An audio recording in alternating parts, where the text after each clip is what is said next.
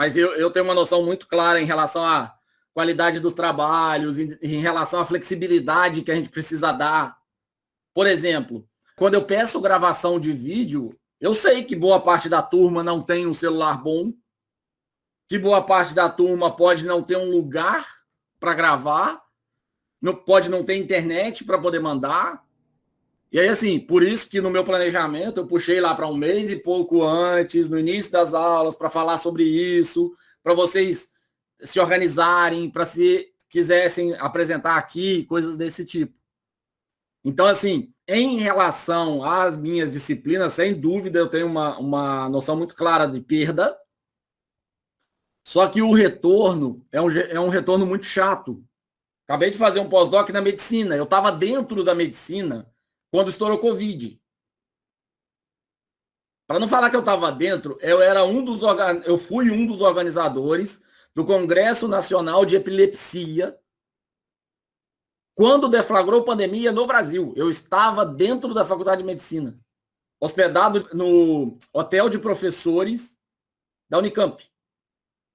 Então, assim, eu tenho reuniões semanais com o pessoal lá da medicina. Como que funciona retorno? Primeiro, o ambiente tem que estar completamente preparado. Por ambiente estar completamente preparado, no caso de escola, não é apenas colocar álcool em gel e colocar aqueles termômetros. É também demarcar isolamento, é também ver ventilação, é também ver espaçamento das pessoas, é também ver como é que vai fazer controle de banheiro. Porque, por exemplo, a gente tem aula presencial de nós todos aqui, tá? São 19 pessoas. Aí, uma das pessoas resolve ir no banheiro. Se essa pessoa está infectada, quantos lugares ela infectou? A hora que ela põe a mão na maçaneta da porta para abrir, se a porta for de maçaneta, ela infectou a maçaneta. Demora em torno de 9 horas para poder sair. Se ela põe a mão na torneira, infectou a torneira. Se ela põe a mão no botão da descarga ou na cordinha da descarga, infectou a cordinha da descarga.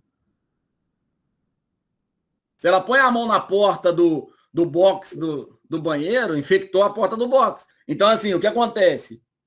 Vamos pensar financeiramente no cenário ideal. Qual que é o cenário ideal? A porta é automática, a torneira é automática, com sensor. Eu não sei de onde vão tirar dinheiro para poder fazer isso. Independente disso, tá? Vamos supor que todas essas precauções estão tomadas. Vamos para efetivamente voltar. Primeiro, quem tem comorbidade é proibido voltar. Por uma questão de Constituição. O Estado brasileiro tem obrigação de oferecer saúde, educação e segurança. Se a pessoa morre por uma deficiência do Estado, o Estado é culpado. É por isso que o Estado está decretando esse monte de lockdown, esse monte de bandeira vermelha, de fechamento. É porque isso faz parte da Constituição. Ou você cumpre, ou você cumpre. Então, vamos supor, daqui um mês volta. Semestre que vem, né? Semestre que vem volta, que é o que estão cogitando. A volta não vai ser obrigatória para todo mundo. A volta não pode ser para todo mundo. E aí o que eles vão fazer? Entrar em contato com cada um de vocês e perguntar. As situações são essas, essas e essas. Você quer voltar? Se você disser que quer voltar, aí a gente vai desdobrar para um outro caminho. Vamos supor, laboratório de informática. Tem 20 máquinas, mas no máximo 5, 6 vai poder ser usado. A turma agora tem 18 alunos. O que vai acontecer se todos os 18 alunos disserem quero voltar? Vai acontecer o seguinte, além de todo o ambiente, tá? Vou ignorar o ambiente agora. Vamos assumir que o ambiente está todo cuidado. 18 alunos assumiram que podem. Vai ser estabelecido um plano de revezamento. Por quê? Só 6 pessoas cabem.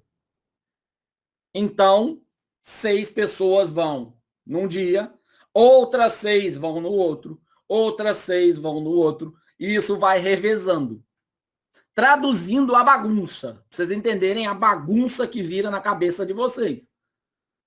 Vocês autorizaram, vocês querem, a universidade fez tudo o que precisa no cenário ideal, e mesmo assim, vou pegar a Jane como um dos exemplos. Ela vai participar de 1/3 das aulas que ela podia participar por uma questão de espaço.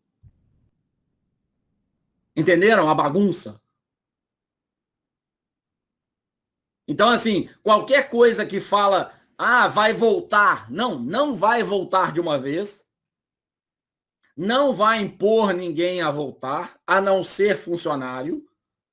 A única pessoa que vai ser imposta a voltar é funcionário sem comorbidade.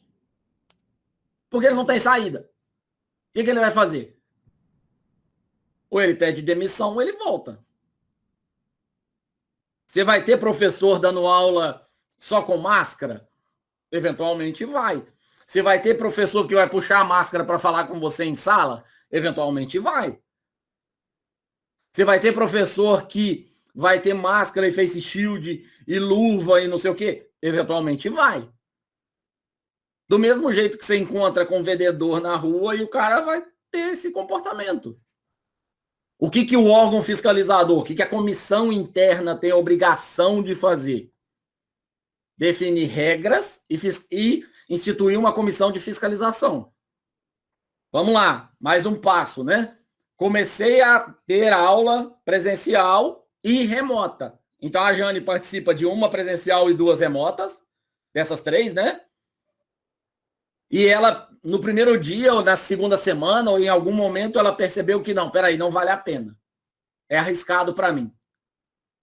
Ela vai, faz um documento dizendo, não quero mais ter aula presencial, quero ter aula remota.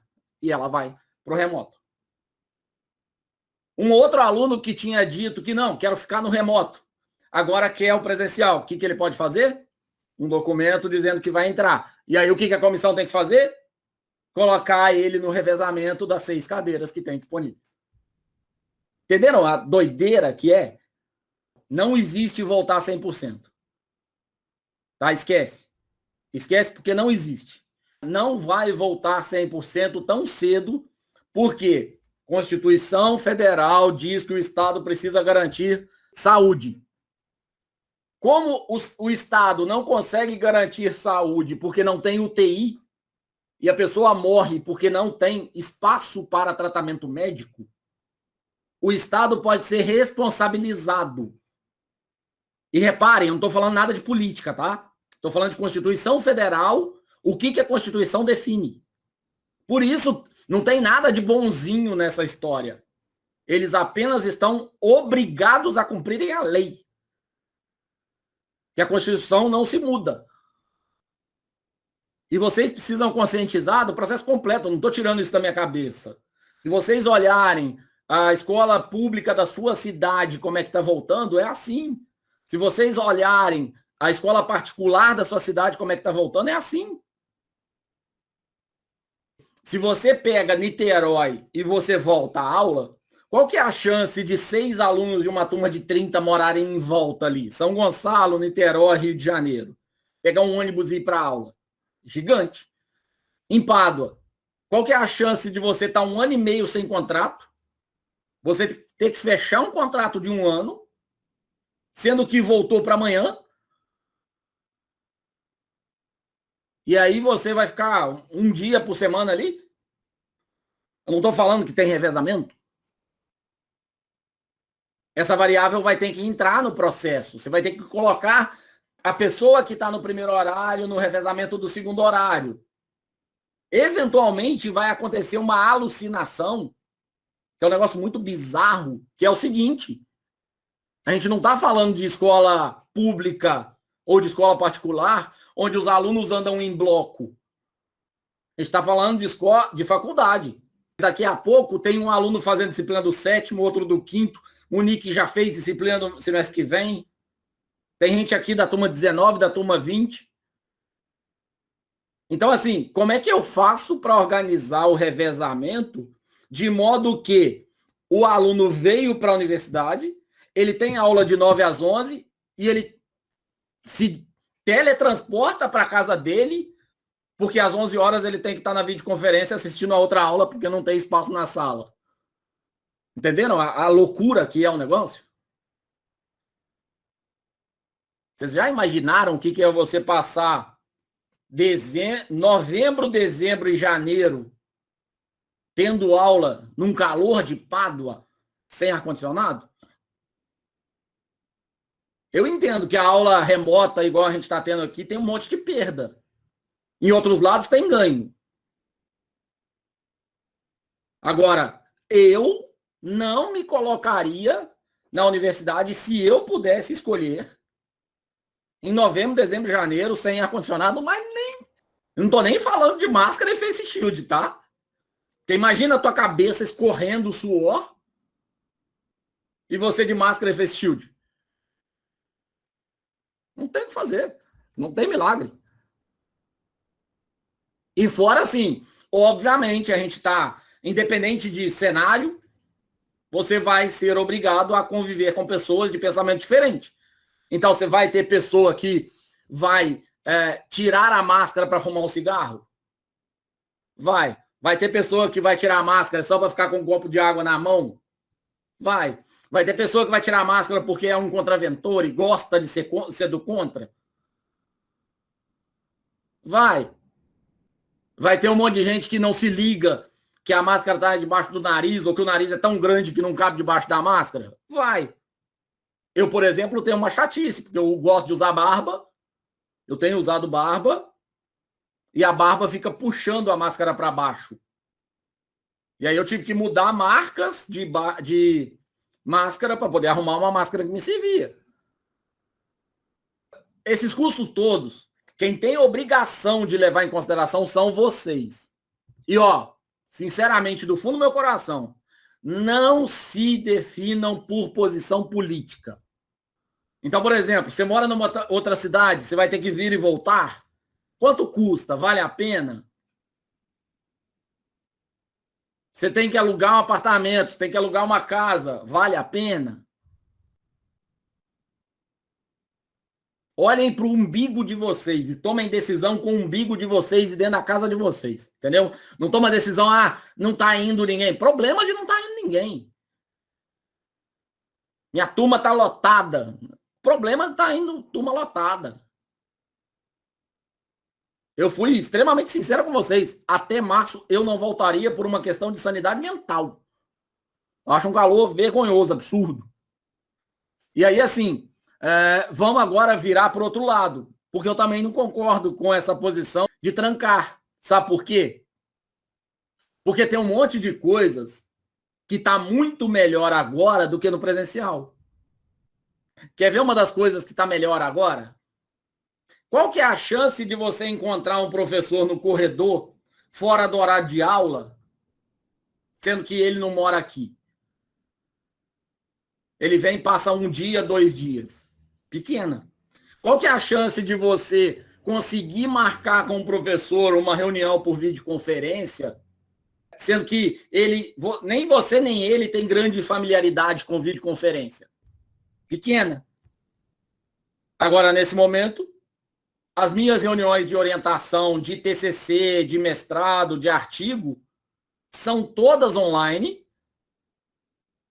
e abertas para quem quiser assistir do meu grupo. Então, algo que antes era extremamente chato e trabalhoso, do tipo, marquei uma reunião, aí eu saio daqui, pego meu carro, vou para a universidade, arrumo uma sala, e aí a gente vai para a sala ou vai para o auditório, conversa meia hora, pego o carro e volto. Bora empado. Se eu quiser que outras 5 pessoas possam participar, as outras 5 pessoas vão ter que fazer mais ou menos a mesma coisa que eu e ainda vão impactar horário de chegada, horário de saída. Porque vai esperar o Buzuf, às vezes demora para chegar, não sei o quê. Então, assim, tem um monte de coisa que essa parte de ensino remoto melhorou muito. Essa é uma delas. A outra delas é, por exemplo, no meu caso, né? Amanhã, essa sala aqui nossa vai ficar aberta. Vocês têm permissão para entrar na sala da universidade. Sem gravação, sem nada. Então, você não precisa ficar marcando com um colega que dia, que hora você vai encontrar. Você tem a sala, você tem o horário de aula. É só vocês virarem e falar assim, galera, ó, queria bater papo sobre o trabalho do Daniel. Vamos fazer junto amanhã? Vamos abrir a sala? Você está lá no seu quarto, você está fazendo almoço, você está preparando as coisas, você está esperando chegar uma encomenda em casa e você está acompanhando a aula, você está discutindo com os colegas de trabalho, coisas do gênero. Esse é o tipo de realidade que é possível agora no ensino remoto. Então, assim, tem pontos positivos? Tem pontos positivos. Tem pontos negativos? Também tem. Eu preferia que vocês estivessem apresentando todos os trabalhos presencialmente? Sem dúvida. Não dá para fazer, vamos fazer igual eu sempre fiz, gravação de vídeo. Entendendo? Conseguiram entender a complexidade toda do processo de retorno? Que não é assim, amanhã alguém da universidade assina um papel e diz, voltou. Que vocês têm autonomia para dizer se você vai voltar ou não. E que a única forma que eles teriam de definir se vocês voltariam obrigatoriamente ou não seria garantir saúde perante a Constituição.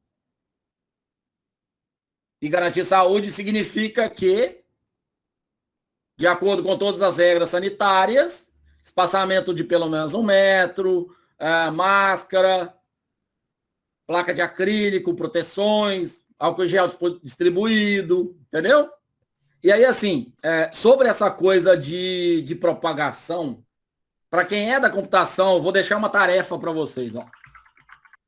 Não vale ponto, não vale nada, mas vocês vão pesquisar na internet sobre simulação de partículas. Para vocês terem uma ideia, vou tentar achar essa informação aqui, porque eu não gosto de falar das coisas do meu braço, não. Eu lembro desse dado, mas... G1, porque do G1 a maior parte da galera confia. Isso aí é um estudo mostrando o seguinte. Se você está fazendo uma caminhada, vou até colocar o texto aí.